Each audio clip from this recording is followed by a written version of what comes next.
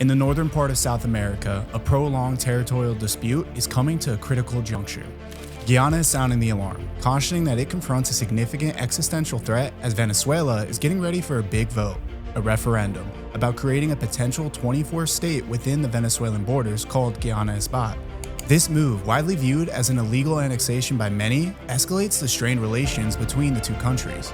Tensions over the issue are mounting to the point where there could be an armed conflict between the two South American countries for the first time in 3 decades. In this video, we'll explore the territorial dispute involving Venezuela, break down the reasons behind Venezuela's planned referendum, examine why Guyana perceives it as a threat, and discuss the potential geopolitical outcomes. The area causing all the trouble is called Essequibo, and it's nearly 160,000 square kilometers. It's to the west of a river also named Essequibo, which cuts through Guyana from the south to the north, dividing it into 2 parts. Even though Venezuela says it belongs to them, Guyana is in charge of this area. Guyana has split it into 6 regions for managing purposes, even though some of these regions cover land on both sides of the river. So it's a big chunk of land, causing a lot of disagreement between these 2 countries. Now, Essequibo is a massive part of Guyana, making up more than 2/3 of the entire country's territory. It has become an ultimate problem with rising tensions. Even though population estimates differ, it is believed around 125,000 of Guyana's 800,000 citizens live there. Much like the rest of Guyana, this vast region is covered in thick rainforests and boasts rich biodiversity and stunning natural features. But here's the interesting part. It's not just about nature. Essequibo also sits on a lot of oil beneath the seabed, just off the coast. The story of Guyana's oil began in 2015 when ExxonMobil made an extraordinary discovery. Since then, this small country has become a hotspot for oil. Oil companies have made more discoveries and significant investments in exploring and extracting this valuable resource. The most recent discovery happened just last month, adding to the growing importance of this region in the global oil industry. According to Evan Ellis, a research professor of Latin American studies at the Washington Post, the significance of oil to Guyana's future cannot be overstated. The discovery of oil has the potential to transform what was once one of the most poor countries in the hemisphere on a per capita basis into one of the wealthiest. But it's not only just about oil. The waters off the coast of Essequibo also hold vast resources of natural gas. The finance minister recently estimated that these reserves to be around 48 trillion cubic meters.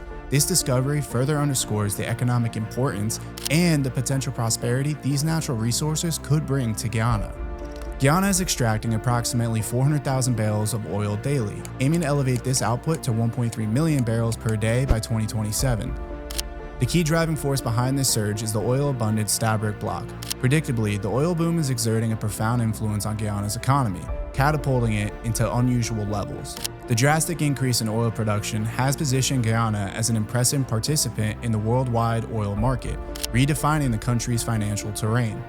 This rise in oil production in Guyana, especially from the highly profitable Stabroek Block, could be the primary factor capturing Venezuela's interests. Now, returning to the dispute with Venezuela, like many territorial conflicts, its roots trace back to the colonial era. In 1814, the Dutch officially handed over Guyana to the United Kingdom. However, the treaty did not clearly establish a western boundary. In 1840, the British addressed this ambiguity by commissioning an explorer to survey and define the territory's borders. The line he drew, marking the western border of British Guyana, now Guyana, with Venezuela, essentially claimed an additional 77,000 square kilometers of land beyond what the British already controlled at that time. Unsurprisingly, Venezuela and the United Kingdom disagreed about where the border between them should be. Venezuela said that it should be farther east, near the Essequibo River, claiming much of the British territory. Things got more complicated when gold was also found in the region. Venezuela convinced the United States to help sort things out in 1899, and an international court mostly sided with the UK, which disappointed Venezuela. Still, Venezuela followed the decision, and a joint UK-Venezuela commission marked the border following those rules. However, in 1962, Venezuela subtly said that 1899 ruling no longer counted, calling it invalid. And just 4 years later, in 1966, Venezuela and the UK made a new agreement about Guyana, outlining how they'd try to solve the dispute without saying who was right about the territory. Around this time, Guyana became independent from the UK. It was between Venezuela and the UK, and between Venezuela and the new independent Guyana. Things stayed like this for a while, with the UN Secretary General trying to help, but little changed. Then in 2015, oil was found off Guyana's coast, and Venezuela said Guyana couldn't explore or use this oil. Things got worse when American companies like ExxonMobil got involved. With the old dispute back and no solution after many years, the UN Secretary General in 2018 said they'd use the International Court of Justice to figure things out. Guyana quickly brought the case to the International Court, asking them to support the 1899 ruling. On the other hand, Venezuela has been partly avoiding the process, saying the court shouldn't be involved. However, in April of this year, the ICJ decided it does not have a say in the matter, and the case is still ongoing. In a significant move in September, Venezuela's National Assembly approved a multi-question referendum about the territorial dispute, which was scheduled and officially accepted on December 3rd of this year. The first question asks if Venezuelans reject the 1899 ruling and the ICJ's role supporting the 1966 Geneva Agreement instead. But the most crucial question is the last one, asking if Venezuelans agree to make the disputed region a part of Venezuela, complete with citizenship and identity cards. The Venezuelan government was already pushing for a yes on all questions, and the wording seemed designed to guide people in that direction.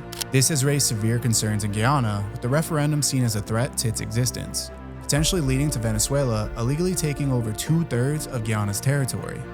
The referendum has even faced intense criticism from international organizations like the Commonwealth, CARICOM, and the Organization of American States, which includes Guyana as a member. The Guyanese government urged the ICJ to issue an emergency order to stop Venezuela from proceeding with this referendum. This didn't happen because the ICJ has not responded to this request. But it's important to note that even with all the yes votes from Venezuela to all the questions, it wouldn't immediately change the situation. The region would remain under Guyana's control, and the International Court of Justice would continue to be the authority responsible for making the official ruling. But now, the critical question is how Venezuela will act based on what it will see as a popular mandate from the referendum. You see, due to its timing, Venezuela might aim to enhance its claim to legitimacy in the eyes of the ICJ. Simultaneously, the referendum could serve as a strategy for the Venezuelan government to assess its public support before next year's elections. It might also be an attempt to fuel a patriotic sentiment and distract from current domestic issues happening within Venezuela. However, there are more troubling concerns. Guyana has raised alarms about the reported presence of 150 to 200 Venezuelan troops near the border. Venezuela is insisting that they are there for an operation against illegal mining. In fact, the Venezuelan ambassador has assured that there is no intention to invade Guyana or create a potential conflict.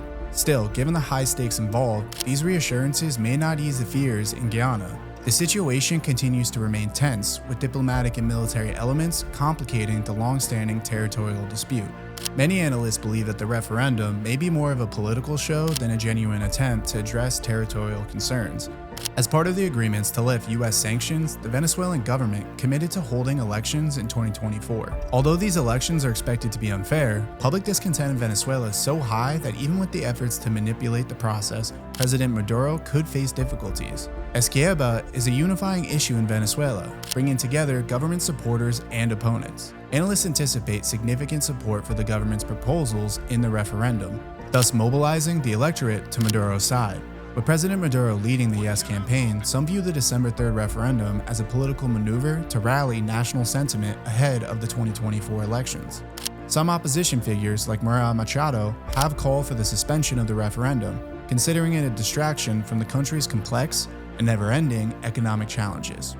The Economist Intelligence Unit suggests that while Venezuela has hinted at the possibility of military action, the likelihood of such an outcome might be very low.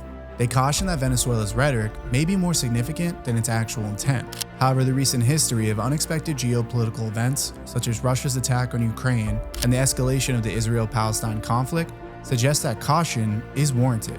Considering the unpredictable nature of global events in recent years, the world may be wise to approach the situation with Venezuela and Guyana carefully.